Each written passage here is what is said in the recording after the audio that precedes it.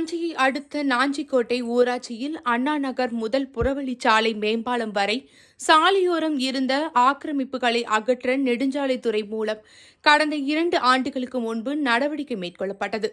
பின்னர் அந்த சாலை அகலப்படுத்தப்பட்டு இருபுறமும் மழைநீர் செல்லும் வகையில் வடிகால் வசதியும் ஏற்படுத்தப்பட்டன. அந்த வடிகால் மேல் பகுதியின் சாலையின் இருபுறமும் பொதுமக்கள் நடந்து செல்லும் வகையில் நடைபாதை அமைக்கப்பட்டு எவர் சில்வர் பைப்புகளால் நடுப்புகள் அமைக்கப்பட்டுள்ளது. சாலையில் நடந்து செல்லும் போது மக்கள் விபத்துகளில் சிக்க வாய்ப்பு இருப்பதால் இந்த நடைபாதை மக்கள் பயன்படுத்தும் வகையில் அமைக்கப்பட்டது.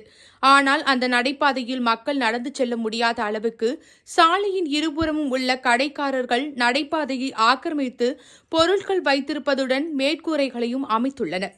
இது பொதுமக்களுக்கு இடையூறு ஏற்படுத்தும் வகையில் இருக்கின்றது.